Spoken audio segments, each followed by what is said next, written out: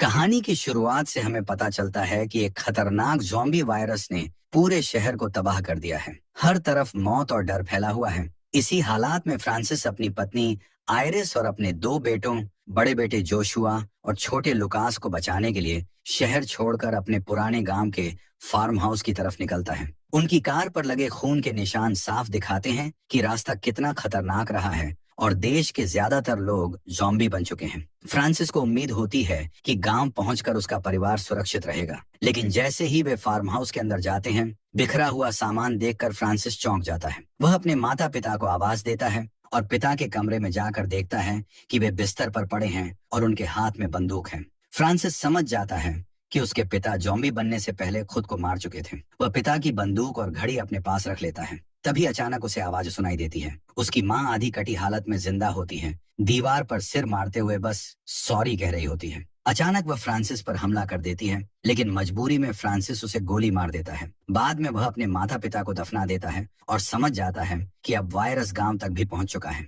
इसके बाद Joshua Francis से कहता है कि स्टोर रूम से जरूरी सामान लेना चाहिए। दोनों वहां जाते हैं और देखते हैं कि फार्म हाउस के केयरटेकर ने फांसी लगा ली है। कुछ पल की खामोशी के बाद फ्रांसिस जोशुआ को उसकी कमर से चाबियां लेने को कहता है। डरते डरते जैसे ही जोशुआ चाबियां खींचता है, केयरटेकर का शरीर अचानक नीचे गिर पड़ता है। घबराया हुआ जोशुआ भागकर बाहर आ जाता है। तभी आयरिस उसे डरा हुआ देखकर सवाल करती है और फ्रांसिस समझ जाता है कि असली खतरा अब शुरू होने वाला है। फ्रांसिस आयरिस से कहता है कि कुछ खास नहीं हुआ, बस एक मरी हुई लाश जोशुआ पर गिर गई थी। यह सुनकर आयरिस गुस्से में कहती है कि जोशुआ से ऐसे खतरनाक काम मत करवाया करो, लेकिन फ्रांसिस साफ बोलता है कि अगर यहाँ जिंदा रहना है तो ये सब सीखना ही पड़ेगा, वरना कोई भी ज्यादा समय तक नहीं बच पाएगा। इसके बाद वह अपने छोटे बेटे लुकास को खाने के लिए गन्ने का टुकड़ा देता है। लुकास को खुशी से खाते देख फ्रांसिस खुश हो जाता है, जिससे साफ पता चलता है कि वह अपने छोटे बेटे का ज्यादा ध्यान रखता है। फिर आयरिस फ्रांसिस को नीचे बने एक बंद कमरे में ले जाती है। उस कमरे को देखते ही फ्रांसिस डर जाता है, क्योंकि उसे अपना बचपन याद आ जाता है। बचपन में उसके पिता उसे सजा देने के लिए इसी कमरे में बंद कर देते थे। रात होते ही पूरा परिवार साथ बैठकर खाना खाता है। तभी जोशुआ को एक रेडियो मिलता है और वह उसे चलाने की कोशिश करता है, लेकिन फ्रांसिस को यह बिल्कुल पसंद नहीं आता। वह जोशुआ को रोक देता है और पहले खाना खाने को कहता है। खाने के दौरान जोशुआ बताता है कि उसकी प्रेमिका एलिस का संदेश आया है। वह अपने परिवार के साथ उत्तर के पहाड़ों में जा रही है, जहां सरकार ने लोगों को बचाने के लिए एक सुरक्षित जगह बनाई है। ये सुनते ही फ्रांसिस मना कर देता है और कहता है कि वह किसी भी सुरक्षित जगह पर नहीं जाएगा। उसे लगता है कि वहां लोगों को जानवरों की तरह रखा जाएगा और खाने के लिए लड़ना पड़ेगा। वह साफ कह देता है कि सभी यहीं रहेंगे, लेकिन आयरिस को उसका यह फैसला बिल्कुल पसंद नहीं आता। रात को आयरिस फ्रांसिस से कहती है कि जोशुआ से इतनी सख्ती से बात न करे, क्योंकि वह अब बड़ा हो चुका है।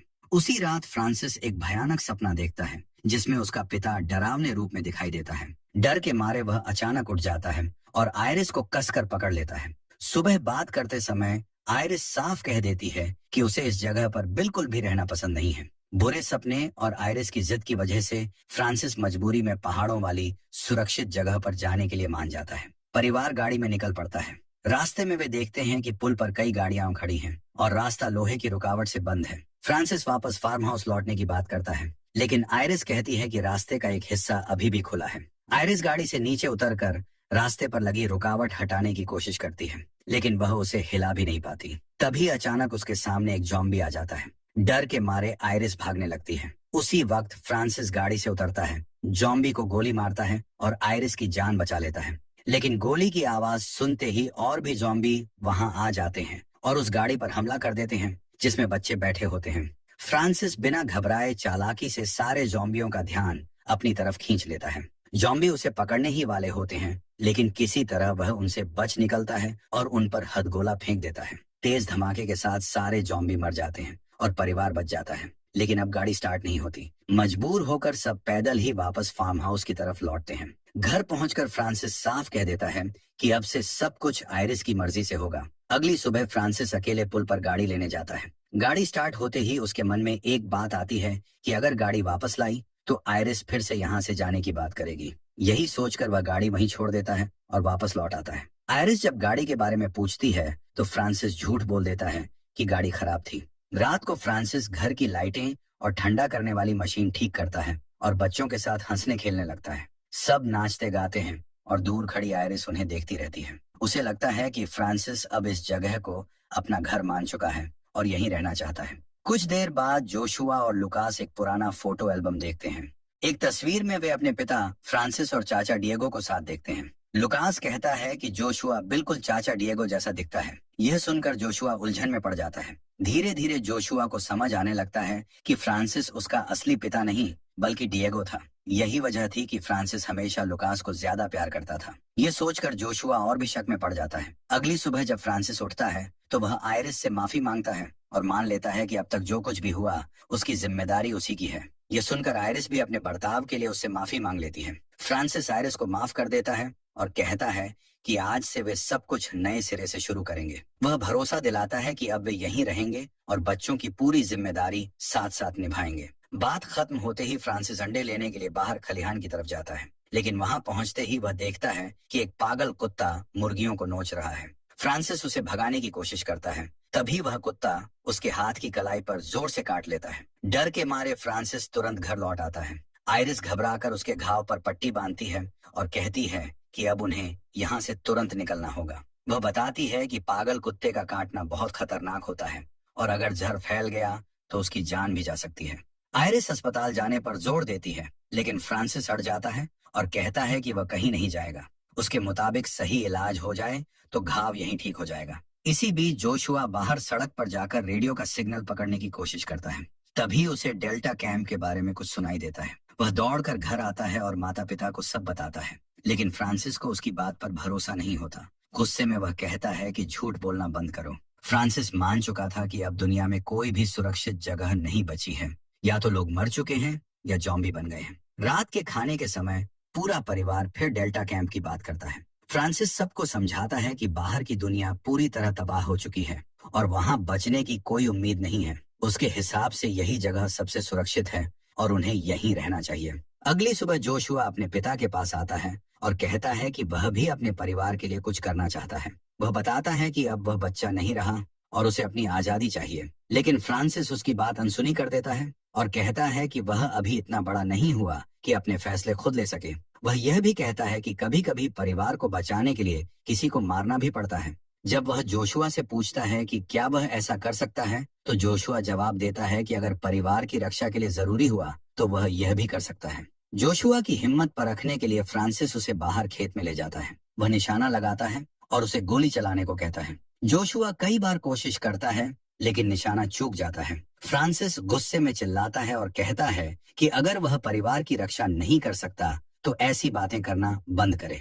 डर के बावजूद जोशुआ गहरी सांस लेता है और गुस्से में गोली चलाने लगता है। गोलियों की आवाज सुनकर आयरिस लुकास के साथ बाहर आती है और गुस्से में फ्रांसिस को रोकने को कहती है। तभी उसकी नजर सामने खड़े एक जॉम्बी पर पड़ती है। देखते ही देखते एक नहीं बल्कि कई जॉम्बी उनकी तरफ बढ़ने लगते हैं। फ्रांसिस चिल्लाकर सबको भागने को कहता है। सब घर के अंदर भागते हैं, दरवाजा बंद करते हैं और भारी सामान लगाकर रास्ता रोक देते हैं। ऊपर जाकर वे देखते हैं कि जॉम्बी पूरे घर को घेर चुके हैं। कुछ ही देर में जॉम्बी दरवाजा तोड़ने की कोशिश करने लगते हैं। फ्रांसिस समझ जाता है कि अब यहाँ से बचकर निकलना आसान नहीं है। तभी अचानक बाहर एक गाड़ी की आवाज आती है। एक आदमी गाड़ी लेकर आता है और जोर जोर से हॉर्न बजाने लगता है। जॉम्बियों का ध्यान तुरंत उस गाड़ी की तरफ चला जाता है। वह आदमी गाड़ी घुमाकर भाग जाता है और सारे जॉम्बी उसके पीछे दौड़ पड़ते हैं, लेकिन फ्रांसिस गाड़ी को देखकर पहचान जाता है कि वह किसकी है। अगली सुबह फ्रांसिस नदी के किनारे उस आदमी से मिलने जाता है। वहां उसे पता चलता है कि वह आदमी उसका बड़ा भाई डिएगो है। पिछली रात उसी ने उनकी जान बचाई थी। डिएगो बताता है कि वह माता पिता से मिलने आया था, लेकिन फ्रांसिस उसे बता देता है कि अब वे इस दुनिया में नहीं रहे। डिएगो रुककर मदद करने की पेशकश करता है, लेकिन फ्रांसिस को यह बिल्कुल पसंद नहीं आता। असल में फ्रांसिस डिएगो से नफरत करता है क्योंकि शादी के बाद डिएगो का आयरिस के साथ रिश्ता था और जोशुआ असल में डिएगो का बेटा है, फ्रांसिस का नहीं।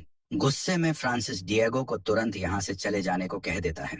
जाने से पहले डिएगो उसे एक नक्शा देता है और कहता है कि अगर जिंदा रहना है तो उत्तर के पहाड़ों में बने कैंप में चले जाना। वह यह भी बताता है कि शहर के जॉम्बी धीरे धीरे इसी तरफ बढ़ रहे हैं। फ्रांसिस गुस्से में नक्शा जलाने ही वाला होता है, लेकिन आखिरी पल में रुक जाता है और उसे अपने पास रख लेता है। घर लौटकर वह डिएगो की जैकेट आयरिस को दिखाता है। आयरिस उदास हो जाती है और बिना कुछ बोले अपने कमरे में चली जाती है। अब फ्रांसिस को लगने लगता है कि जॉम्बी किसी भी वक्त यहाँ पहुंच सकते हैं, इसलिए वह दरवाजों और खिड़कियों को और मजबूत करने लगता है। इसी दौरान खेलते खेलते लुकास बेसमेंट में पहुंच जाता है। जैसे ही वह खिड़की से बाहर झांकता है, डर के मारे चीख पड़ता है। आयरिस वहां आती है और देखती है कि बाहर एक बूढ़ा जॉम्बी खड़ा है। वह लुकास को समझाती है कि यह जॉम्बी कमजोर है और खतरनाक नहीं है, लेकिन फ्रांसिस चुपचाप यह सब सुन रहा होता है। वह बाहर जाकर उस जॉम्बी का पीछा करता है, उसे मार देता है और उसका सिर काट देता है। घर वापस आकर फ्रांसिस सबको इकट्ठा करता है और कहता है कि बाहर अभी भी बहुत खतरनाक जॉम्बी हैं, इसलिए उन्हें फार्म हाउस में ही रहना चाहिए क्योंकि यही सबसे सुरक्षित जगह है। लेकिन आयरिस समझ जाती है कि फ्रांसिस सच नहीं बोल रहा। बाद में जब फ्रांसिस नहाने जाता है तो जोशुआ उसके कमरे में जाता है और वह नक्शा देख लेता है जो डिएगो ने दिया था। कुछ देर बाद फ्रांसिस बाहर आता है और जोशुआ को कमरे से बाहर जाने के लिए कह देता है। जैसे ही रात होती है, फ्रांसिस अचानक क्रिसमस मनाने की तैयारी करने लगता है। सब उसे बताते हैं कि अभी तो सितंबर का महीना है, क्रिसमस कैसे हो सकता है। लेकिन फ्रांसिस कहता है कि उसके लिए आज ही क्रिसमस है। यहीं से साफ दिखने लगता है कि फ्रांसिस की मानसिक हालत धीरे धीरे बिगड़ रही है। रात के खाने के दौरान जोशुआ अपनी माँ को नक्शे के बारे में बता देता है। आयरिस फ्रांसिस से पूछती है कि नक्शा कहाँ है। ये सुनते ही फ्रांसिस गुस्से में आ जाता है और कहता है कि उसके पास कोई नक्शा नहीं है।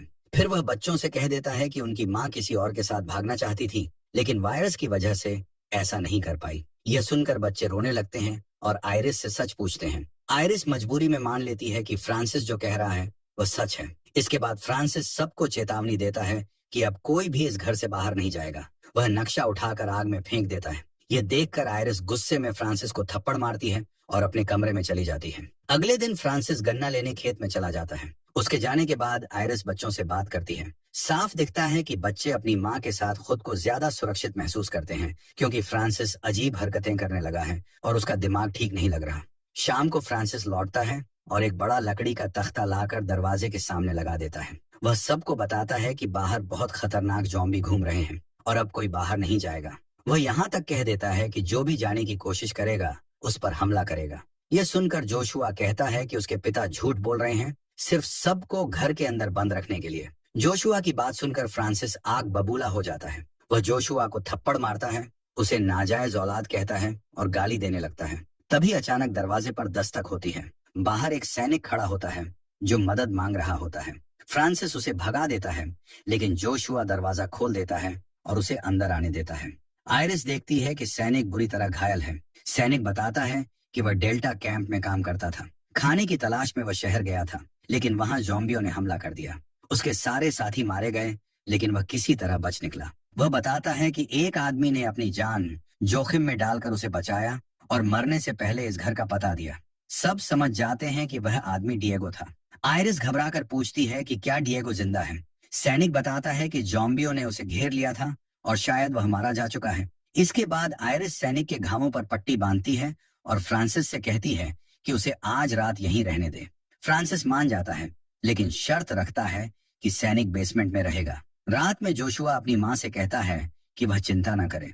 वह बताता है कि उसे पता है फ्रांसिस उसका असली पिता नहीं है, इसी वजह से फ्रांसिस उसके साथ इतना सख्त व्यवहार करता है। फिर भी वह फ्रांसिस को अपना पिता ही मानता है। जोशुआ कहता है कि वह आज रात बाहर जाकर सड़क की हालत देखने जाएगा। आयरिस उसे इजाजत दे देती है और जोशुआ चुपचाप घर से निकल जाता है। अगली सुबह फ्रांसिस उठता है और देखता है कि जोशुआ घर में नहीं है। वह आयरिस से पूछता है कि जोशुआ कहाँ गया, लेकिन आयरिस कोई जवाब नहीं देती। तभी फ्रांसिस की नजर खुले दरवाजे पर पड़ती है और वह समझ जाता है कि जोशुआ भाग चुका है। ये बात उसके दिमाग पर इतनी भारी पड़ती है कि वह गुस्से में पागल हो जाता है। वह हथौड़ा उठाता है और बेसमेंट में बंद सैनिक के सिर पर वार करके उसे मार देता है। ये देखकर आयरिस और लुकास डर के मारे कांपने लगते हैं। इसके बाद फ्रांसिस आयरिस को जोर से धक्का देता है और वह बेहोश हो जाती है। जब आयरिस को होश आता है तो वह देखती है कि फ्रांसिस ने उसे और लुकास को बेसमेंट में बंद कर दिया है। दूसरी तरफ फ्रांसिस को वही कुत्ता दिखाई देता है जिसने उसे काटा था। गुस्से में वह बाहर जाकर उसे बेरहमी से मार डालता है। अब फ्रांसिस की मानसिक हालत पूरी तरह बिगड़ जाती है। वह उस कुत्ते का मांस पकाकर आयरिस और लुकास के पास ले आता है और जबरदस्ती खिलाने की कोशिश करता है। आयरिस मना कर देती है। गुस्से में फ्रांसिस थाली फेंक देता है और एक चाकू नीचे गिर जाता है। आयरिस चुपचाप उस चाकू को अपने पैर से छुपा लेती है। इसके बाद आयरिस फ्रांसिस को शांत करने की कोशिश करती है। वह कहती है कि फ्रांसिस उसकी जिंदगी का सबसे अहम इंसान है। लेकिन तभी फ्रांसिस की नजर उसके पैरों के नीचे छुपे चाकू पर पड़ जाती है। वह चाकू उठाता है और आयरिस को फिर से बेसमेंट में बंद कर देता है। आयरिस भागने की कोशिश करती है, लेकिन उसका पैर फिसल जाता है और वह फिर से बेहोश हो जाती है। कुछ देर बाद जब आयरिस को होश आता है तो लुकास उससे पूछता है कि अब क्या करें। आयरिस उसे एक योजना बताती है। लुकास जोर जोर से चिल्लाने लगता है। उसकी आवाज सुनकर फ्रांसिस भागता हुआ वहां आता है। इसी मौके का फायदा उठाकर आयरिस उस पर हमला कर देती है। वह फ्रांसिस को बेहोश कर देती है और उसे बेसमेंट में बंद कर देती है, जबकि वह लुकास को लेकर बाहर निकल जाती है। बेसमेंट में बंद फ्रांसिस अपने बचपन की यादों में खो जाता है। बाहर आयरिस लुकास को लेकर भागने की कोशिश करती है, लेकिन तभी दरवाजे पर उसे डिएगो दिखाई देता है, जो अब एक ज़ॉम्बी बन चुका होता है। डर के मारे आयरिस लुकास को पकड़कर वापस घर में भागती है, लेकिन ज़ॉम्बी डिएगो भी अंदर घुस आता है।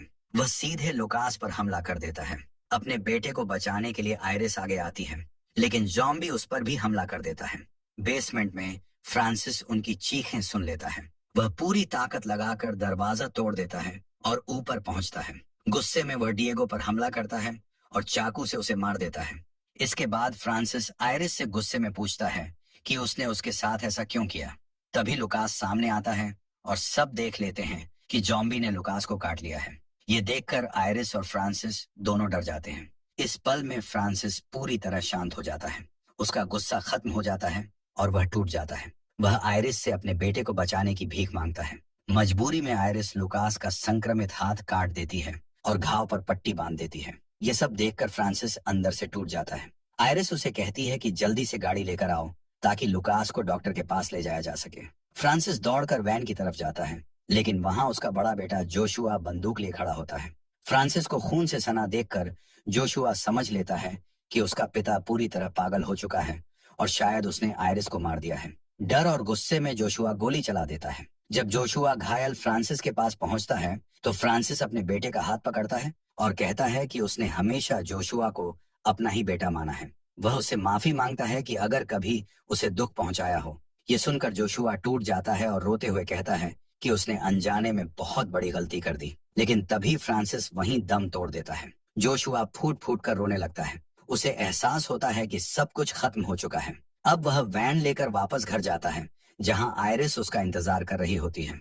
आयरिस को अभी तक पता नहीं होता कि फ्रांसिस मर चुका है। अब न फ्रांसिस जिंदा है और न ही उसका भाई डिएगो। पूरे परिवार की जिम्मेदारी अब अकेली आयरिस पर आ जाती है और इसी सीन के साथ ये फिल्म खत्म हो जाती है।